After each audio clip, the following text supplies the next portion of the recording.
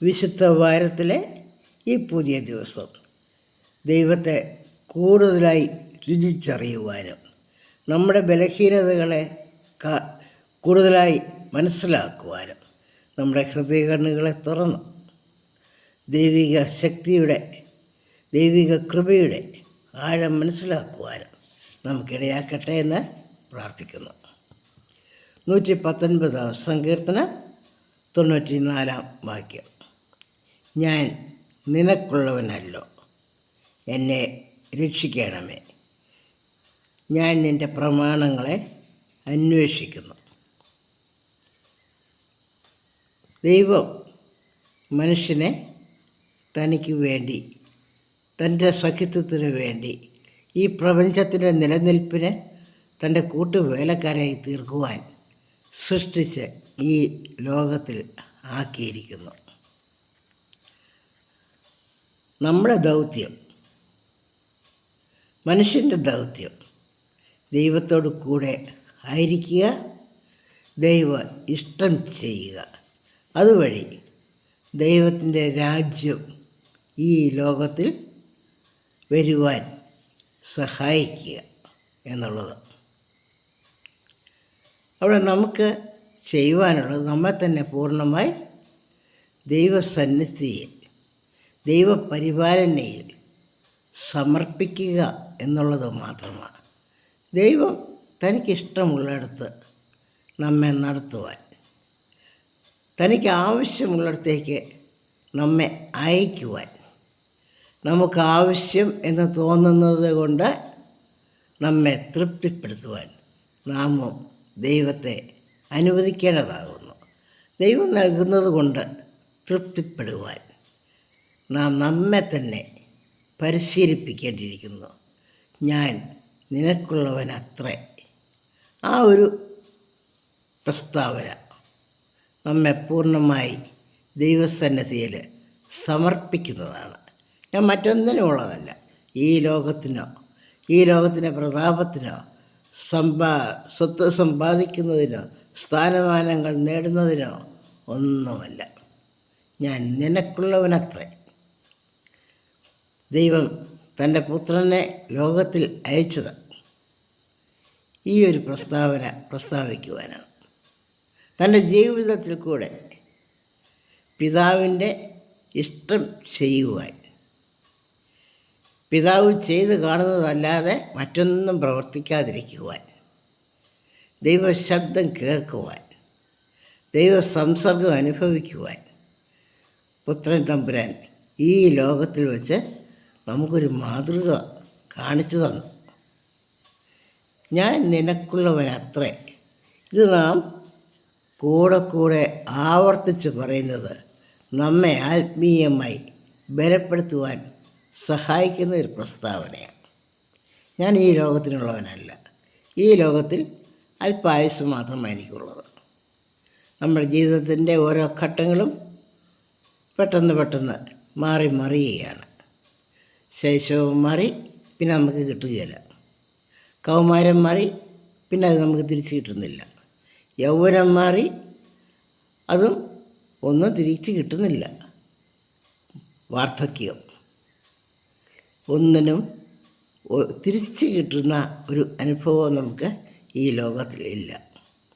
പിന്നെ നമ്മുടെ പരിശ്രമം കൊണ്ടോ നമ്മുടെ ബുദ്ധി കൊണ്ടോ സാങ്കേതിക വിദ്യയുടെ നേട്ടം കൊണ്ടോ ഇവയൊന്നും നമുക്ക് തിരിച്ച് ലഭിക്കുന്നതല്ല. എല്ലാ മനുഷ്യജീവികളും ഈ ഘട്ടങ്ങളിൽ കൂടെയൊക്കെയും കടന്നു പോകേണ്ടവരുമാണ്. ഇവിടെയൊക്കെയും നമുക്ക് പ്രസ്താവിക്കുവാനുള്ളത്, നമ്മുടെ ജീവിതത്തിൽ കൂടെ സാക്ഷിക്കുവാനുള്ളത് ഞാൻ നിനക്കുള്ളവരത്രേ. നമ്മുടെ ശൈശവത്തെക്കുറിച്ച് നാം ഓർക്കുമ്പോൾ ദൈവം നമ്മെ ഭയങ്കരവും അതിശയവുമായി സൃഷ്ടിച്ചു. ദൈവം നമ്മുടെ വളർച്ചയിൽ നമ്മെ പരിപാലിച്ച് എത്ര അത്ഭുതമായിട്ടാണ്. ഇന്നും വൈദ്യശാസ്ത്രത്തിൽ പോലും വേണ്ടവണ്ണം മനസ്സിലാക്കുവാൻ കഴിയാത്ത അത്ര വൈദഗ്ധ്യത്തോടെ ദൈവം നമ്മെ സൃഷ്ടിച്ചു, പരിപാലിച്ചു. നമ്മുടെ ബാല്യം കടന്നു, ജീവിതത്തിൻ്റെ പല ഘട്ടങ്ങളിൽ കൂടെ കിടന്നു, ഇരുന്നു, വലിഞ്ഞു ഒക്കെയും നമ്മുടെ ശൈശവം നമ്മൾ കഴിച്ചു കൂട്ടി. അതിനുശേഷം നമ്മുടെ ബാല്യപ്രായത്തിലേക്ക് കടന്നു, നമ്മുടെ അറിവിൻ്റെ ലോകത്തിലേക്ക് നമ്മൾ കടന്നു. ഈ ലോകത്തിൻ്റേതായുള്ള വിദ്യകൾ പഠിക്കുവാനായിട്ട് തുടങ്ങി. അവിടെയും സാത്താൻ നമ്മെ പരീക്ഷിക്കുവാൻ ഉള്ള എല്ലാ പ്രേരണകളും നമുക്ക് നൽകി.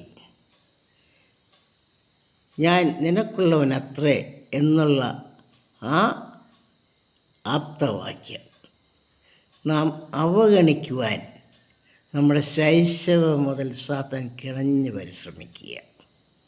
എൻ്റെ പരിശ്രമത്താൽ ഞാൻ ജീവിതത്തിൽ നേട്ടങ്ങളുണ്ടാക്കുന്നു, എൻ്റെ പരിശ്രമത്താൽ ഞാൻ ജീവിതത്തിൽ ഉന്നത നിലവാരത്തിൽ എത്തുന്നു.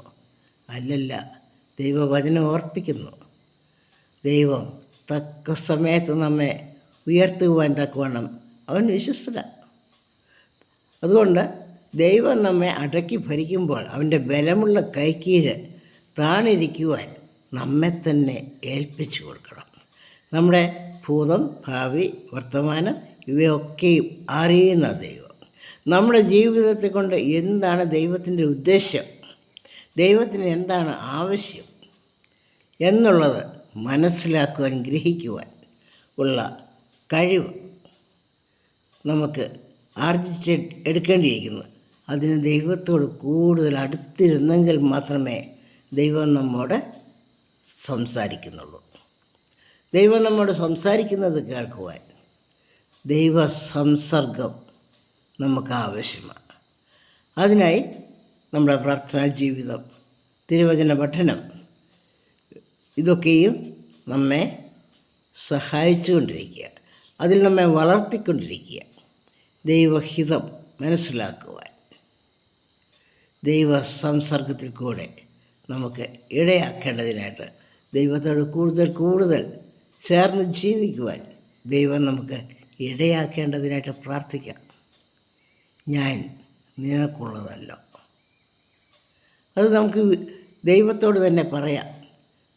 കാരണം ദൈവത്തിൻ്റെ വകയായി ജീവിക്കുവാൻ ഈ ലോകത്തിലെ ശക്തികൾ, ജഡവും പിശാചും ഈ ലോകത്തിൻ്റെ മോഹങ്ങളും ഒന്നും നമ്മളെ അനുവദിക്കുന്നില്ല. ഇവയൊക്കെയും ജയിക്കുവാൻ തക്കവണ്ണമുള്ള ദൈവാശ്രയമാണ് ഒരു വിശ്വാസിക്ക് ആവശ്യമായിരിക്കുന്നത്. അവയൊക്കെ ആർജിക്കുവാനാണ് ഈ വിശുദ്ധ വാരത്തിൽ നാം ഉപവാസത്തിലും പ്രാർത്ഥനയിലും ഒക്കെയും കൂടുതൽ സമയം ചെലവഴിക്കുന്നത്. ഈ ലോകത്തിൻ്റെ ആകർഷണങ്ങളൊക്കെയും വെള്ളത്തിൽ വരച്ച വര പോലെ മാത്രമേ ഉള്ളൂ. അത് നിലനിൽക്കുന്നില്ല. നിലനിൽക്കുന്നത് വിശ്വാസ ജീവിതത്തിലെ സുഹൃതങ്ങളായുള്ള വിശ്വാസം, പ്രത്യാശ, സ്നേഹം, ഇത് മൂന്നുമാണ് നിലനിൽക്കുന്നത്. ദൈവത്തിലുള്ള വിശ്വാസം, അപരനിലുള്ള വിശ്വാസം, ദൈവ നടത്തിപ്പിലുള്ള പ്രത്യാശ, ലോകത്തിൻ്റെ നന്മ വന്ന് ഭവിക്കുമെന്നുള്ള പ്രത്യാശ. ഇത് സാധ്യമാകണമെങ്കിൽ പ്രകൃതിയെ സ്നേഹിക്കണം, അവരനെ സ്നേഹിക്കണം, ദൈവത്തെ സ്നേഹിക്കണം. സ്നേഹത്തിൻ്റെതായ ഊർജം നമ്മുടെ ജീവിതത്തിൽ പ്രതിഫലിക്കണമെങ്കിൽ ഈ ചിന്ത നമ്മെ ഭരിക്കണം. ഏത് ചിന്ത? ഞാൻ ദൈവത്തിനുള്ള ആളാണ്. പൗലോസ് അപ്പോസ്തലൻ പറയുന്നുണ്ട്, നിങ്ങളുടെ ശരീരം ജീവനുള്ള ദൈവത്തിൻ്റെ ആലയമാണ്. 1 കൊരിന്ത്യർ 6-ാം അധ്യായത്തിൽ പൗലോസ് അപ്പോസ്തലൻ ഓർപ്പിക്കുകയാണ്. 6-ാം അധ്യായം 15-ാം വാക്യം, നിങ്ങളുടെ ശരീരങ്ങൾ ക്രിസ്തുവിൻ്റെ അവയവങ്ങളാകുന്നുവെന്ന് അറിയുന്നില്ലയോ? നമ്മുടെ ശരീരം എന്താണ്? ദൈവത്തിന് എടുത്ത് ഉപയോഗിക്കുവാനുള്ള അവയവങ്ങളാണ്. അതുകൊണ്ട് നമ്മുടെ ശരീരങ്ങളെ ദൈവത്തിന് ഉപയോഗിക്കുവാൻ തക്കവണ്ണം വിശുദ്ധവും മാന്യവും വെടിപ്പുള്ളതുമാക്കി സൂക്ഷിക്കണം. വീണ്ടും ഓർപ്പിക്കുന്നത്, ക്രിസ്തുവിൻ്റെ അവയവങ്ങളെ ഞാൻ എടുത്ത് വേശ്യയുടെ അവയവങ്ങൾ ആക്കാമോ? ക്രിസ്തുവിൻ്റെ അവയവങ്ങൾ അത് വിശുദ്ധമാണ്, ദൈവത്തിന് സമർപ്പിക്കുന്നത്. അത് പിതാവിൻ്റെ മഹത്വത്തിനു വേണ്ടി എടുത്ത് ഉപയോഗിക്കുന്ന അവയവങ്ങളാണ് ക്രിസ്തുവിൻ്റെ ശരീരാത്മദേഹികൾ. അതിനെ എടുത്ത് വേശ്യയുടെ അവയവങ്ങൾ ആക്കാമോ? വേശ്യ എന്ന് പറയുന്നത് ജഡിക സുഖത്തിനു വേണ്ടി വരും വരാഴികളെ പറ്റി വേണ്ടവണ്ണം ചിന്തിക്കാതെ അനേക ജീവിതങ്ങൾക്ക് ജന്മം നൽകുന്ന ഒരു പിഴച്ച ജീവിതം നയിക്കുന്ന ഒരു വ്യക്തി. അവളുടെ ജീവിതം മൂലം ലക്ഷ്യബോധമില്ലാതെ പരിപാലനമില്ലാതെ അനേക കുഞ്ഞുങ്ങൾ ലോകത്തിൽ വന്ന് പിറക്കുന്നു, വളരുന്നു. അവർ ദുർമാർഗികളായിത്തീരുന്നു. എന്നാൽ ക്രിസ്തുവിൻ്റെ അവയവങ്ങളോ ദൈവപരിപാലനയിൽ നിത്യം സമർപ്പിക്കപ്പെട്ടവർ. ജീവിതത്തിൻ്റെ ആരംഭം മുതൽ അവസാനം വരെ ദൈവം ചിറകടിയെ സൂക്ഷിക്കുന്ന വ്യക്തികളായി അവർക്ക് പരിണമിക്കുവാൻ കഴിയും. ദൈവപരിപാലന നമ്മുടെ ജീവിതത്തിൻ്റെ അന്ത്യത്തോളമാണ്. ഈ ദൈവം നമ്മുടെ ദൈവം, അവൻ നമ്മെ ജീവപര്യന്തം സൂക്ഷിക്കും. നമ്മുടെ ശരീരങ്ങളെ ക്രിസ്തുവിൻ്റെ അവയവങ്ങളെ ദൈവത്തിന് സമർപ്പിക്കുവാൻ ദൈവത്തിൻ്റെ സഹായം, പരിശുദ്ധാത്മാവിൻ്റെ സഹായം ആവശ്യമാണ്. പരിശുദ്ധാത്മാവ് എപ്പോഴും ഇത് നമ്മളെ ഓർപ്പിച്ചുകൊണ്ടിരുന്നെങ്കിൽ മാത്രമേ നാം ഓർക്കുകയുള്ളൂ. നമ്മുടെ ക്ഷിപ്രകോപവും അസൂയയും നീരസവും പെട്ടെന്ന് മുഷിഞ്ഞു പോകുന്നതും ഒക്കെയും സാത്താൻ നമ്മിൽ പെട്ടെന്ന് കൊണ്ടുവരുന്ന വികാരങ്ങളാണ്. അപ്പോൾ നമ്മൾ സാത്താന് കീഴ്പ്പെടുക. എന്നാൽ ദീർഘക്ഷമയും സഹനശക്തിയും ഇവയൊക്കെയും ദൈവികമായുള്ള സുഹൃത്തുക്കളാണ്. എൻ്റെ ദൈവത്തിന് എൻ്റെ ജീവിതത്തെ കൊണ്ട് ഒരു പദ്ധതിയുണ്ട്. ആ പദ്ധതി പൂർത്തീകരിക്കുവാനാണ് എന്നെ ഈ ലോകത്തിൽ ആക്കിയിരിക്കുന്നത് എന്ന ഉത്തമ ബോധ്യം. ഈ ലോകത്തിൽ ജീവിക്കുന്ന നാളൊക്കെയും ഓരോ ദിവസവും ഓരോ നിമിഷവും നമുക്ക് ദൈവത്തോട് പറയാനുള്ളത്, ഞാൻ നിനക്കുള്ളവൻ അത്രേ, നീ എന്നെ സഹായിക്കണം. ഈ ലോകത്തിൽ നിൻ്റേതായി ജീവിക്കുവാൻ എനിക്ക് കഴിയുന്നില്ല. ജഡവും പിശാചും ഈ ലോകവും എന്നെ അത്ര കണ്ട് അമർത്തി ഭരിക്കുന്നുണ്ട്. അതിൽ നിന്നുള്ളൊരു മോചനം, അതിൽ നിന്നുള്ള ഒരു വിടുതൽ ദൈവം എനിക്ക് തന്നെങ്കിൽ മാത്രമേ സാധിക്കുകയുള്ളൂ. ആ മോചനം ക്രൂശിങ്കൽ സാധിച്ചു എന്നുള്ളതാണ്. സാത്താനെയും അവൻ്റെ ശക്തിയെയും അവൻ കുരിശിൽ തോൽപ്പിച്ച് ജയോത്സവം കൊണ്ടാടിയവനാണ് നമ്മുടെ കർത്താവ്. കുരിശിൽ മാത്രമേ, ത്യാഗത്തിൽ മാത്രമേ, വേദനയിൽ കൂടെ മാത്രമേ ഈ ലോക ജീവിതത്തിൽ ജയജീവിതം നേടുവാനായിട്ട് സാധിക്കുകയുള്ളൂ. ഈ ലോകത്തിൻ്റേതായുള്ള നേട്ടങ്ങളൊക്കെയും താൽക്കാലികം മാത്രമാണ്. അവയൊക്കെ പെട്ടെന്ന് മാറിപ്പോകും, നശിച്ചു പോകും. എന്നാൽ നിത്യമായി നിലനിൽക്കുന്നത് വിശ്വാസവും പ്രത്യാശയും സ്നേഹവുമാണ്. ദൈവത്തിലുള്ള വിശ്വാസം. ദൈവം എന്നെ ഒരിക്കലും കൈവിടുകയില്ല, ഒരു നാളും എന്നെ ഉപേക്ഷിക്കുകയില്ല. എനിക്ക് എപ്പോഴും പ്രത്യാശ നൽകുന്നൊരു ദൈവമാണ്. ദൈവം വീണ്ടും വീണ്ടും അവസരങ്ങൾ തന്ന് എൻ്റെ ജീവിതത്തെ പുനഃപരിശോധിച്ച് ജീവിതത്തെ പുതുക്കുവാൻ, ശക്തി പ്രാപിക്കുവാൻ വീണ്ടും വീണ്ടും അവസരങ്ങൾ നൽകുന്നു. ഇവയൊക്കെയും പ്രാവർത്തികമാക്കുവാൻ സ്നേഹത്തിൻ്റെ ആത്മാവിനെ ദൈവം എൻ്റെ ഉള്ളിലേക്ക് ഒഴുക്കിയെങ്കിൽ മാത്രമേ ഇത് സാധിക്കുകയുള്ളൂ.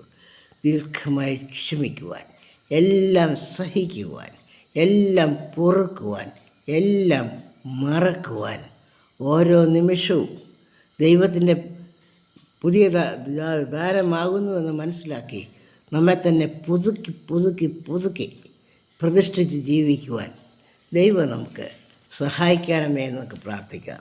139 സങ്കീർത്തനത്തിൽ നാം ഓർത്തിരിക്കുവാനുള്ള ഒരു പ്രാർത്ഥനയുണ്ട്. അവസാന വാക്യം 23 വാക്യം, ദൈവമേ എന്നെ ശോധന ചെയ്ത് എൻ്റെ ഹൃദയത്തെ അറിയണമേ, എന്നെ പരീക്ഷിച്ച് എൻ്റെ നിലവുകളെ അറിയണമേ. ദൈവമേ,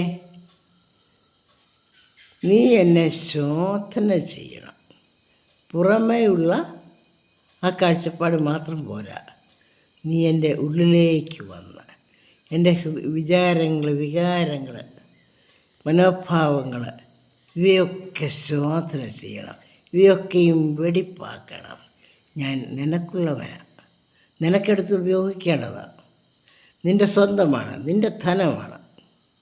എൻ്റെ ജീവിതം കൊണ്ട് ദൈവനാമം ഈ ലോകത്തിൽ മഹത്വപ്പെടുവാൻ ദൈവമേ നീ എന്നെ ശോധന ചെയ്ത് എൻ്റെ വിചാരങ്ങൾ, എൻ്റെ നിലവുകളെ അറിയണം, എൻ്റെ ഹൃദയത്തെ അറിയണം, എന്നെ പരീക്ഷിക്കണം. പരീക്ഷിച്ച് എൻ്റെ നിലവുകളെ അറിയണം.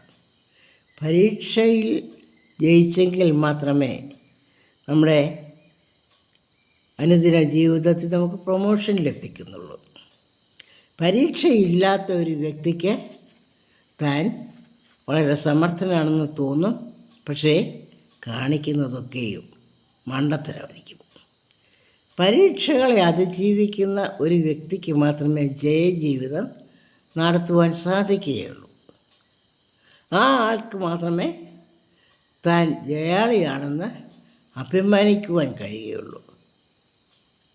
പരീക്ഷ കൂടാതെ തൻ്റെ ഭവനത്തിൽ നിന്ന് പഠിച്ചതോ തൻ്റെ ചുറ്റുപാടിൽ നിന്ന് പഠിച്ചതോ ഒക്കെയും തന്നെ നടത്തുമെന്നുള്ള വിശ്വാസം പലപ്പോഴും നമ്മളെ വഴിതെറ്റിക്കുന്നതാണ്. ഇങ്ങനെയൊരു കഥ കേട്ടിട്ടുണ്ട്. ഒരിക്കൽ കടലിൽ നിന്നൊരു തവള കരയ്ക്ക് കയറി ഈ ഭൂമിയിൽ കൂടെ സഞ്ചരിച്ച് വഴിതെറ്റി ഒരു കിണറ്റിൽ ചെന്ന് വീണു. ആ കിണറ്റിൽ ദീർഘനാളായി കഴിയുന്ന ഒരു തവളയുണ്ടായിരുന്നു. ആ തവള ആ കിണറ്റിലെ രാജാവായി വാഴുക. കടലിലെ തവള കിണറ്റിൽ വീണപ്പോൾ കിണറ്റിൽ കഴിഞ്ഞിരുന്ന തവള മറ്റേ കടലിലെ തവളയോട് ചോദിച്ചു, എവിടെ നിന്നാണ് വരുന്നത്, വിശേഷമൊക്കെ ചോദിച്ചപ്പോൾ കടലിലെ തവള പറഞ്ഞു, ഞാൻ കടലിൽ നിന്നാണ് വരുന്നത്. അപ്പോൾ കിണറ്റിലെ തവള ചോദിച്ചു, കടലോ എന്ന് പറഞ്ഞാൽ എന്താണ്? അപ്പോൾ കടലിലെ തവള പറഞ്ഞു, അതൊരു വലിയ ജലാശയമാണ്. അപ്പോൾ കിണറ്റിലെ തവളയ്ക്ക് അത് ഗ്രഹിക്കുവാൻ കഴിയുന്നില്ല. അപ്പോൾ കിണറ്റിലെ തവള ചോദിച്ചു, ഈ കിണറിനേക്കാൾ വലുതാണോ? പിന്നെ എന്നൊക്കെ കടലിലെ തവള പറഞ്ഞു, എത്ര മടങ്ങ് വലുതാണ്. കിണറ്റിലെ തവള കിണറിൻ്റെ അരിഞ്ഞാണത്തെ കയറിയിട്ട് അപ്പുറത്തെ അരിഞ്ഞാണത്തിൻ്റെ അങ്ങേ വശത്തേക്ക് ചാടിയിട്ട് ചോദിച്ചു, ഇതിലും വലുതാണോ കടൽ? ഈ കഥ നമ്മെ പഠിപ്പിക്കുന്നത് നമ്മുടെ ചുരുങ്ങിയ ചുറ്റുപാട് മാത്രമേ അറിയുന്ന, അതിൽ മാത്രം ഒതുങ്ങി നിൽക്കുന്ന നമുക്ക് ഈ ലോകത്തിൻ്റെ വിശാലമായ കാര്യങ്ങളെ ഗ്രഹിക്കുവാനായിട്ട് കഴിയുന്നില്ല. നമ്മെ തന്നെ തൃപ്തിപ്പെട്ട് നമ്മിൽ തന്നെ സമാധാനമായിട്ടിരുന്ന് ഞാൻ പൂർണ്ണനാണ്, ഞാൻ തികഞ്ഞവനാണ് എന്ന് ചിന്തിച്ച് കഴിയുന്ന ഒരാൾക്ക് കടലിൻ്റെ വിശാലത, ദൈവത്തിൻ്റെ കരുണക്കടലിൻ്റെ വിശാലത മനസ്സിലാക്കുവാൻ ഒരിക്കലും കഴിയില്ല. അവൻ്റെ ശക്തിക്ക് അനുസരിച്ച് മാത്രമേ ദൈവത്തിൻ്റെ കരുണയെയും ഗ്രഹിക്കുവാൻ കഴിയുള്ളൂ. അതുകൊണ്ട് തൻ്റെ ജീവിതത്തെ ദൈവസന്നിധിയിൽ സമർപ്പിക്കുക. എന്നെ ശോധന ചെയ്ത് എൻ്റെ ഹൃദയത്തെ അറിയണമേ, എന്നെ പരീക്ഷിച്ച് എൻ്റെ നിലവുകളെ അറിയണമേ എന്ന് പ്രാർത്ഥിച്ച് നമ്മുടെ ജീവിതത്തെ നമുക്ക് പുതുക്കാം.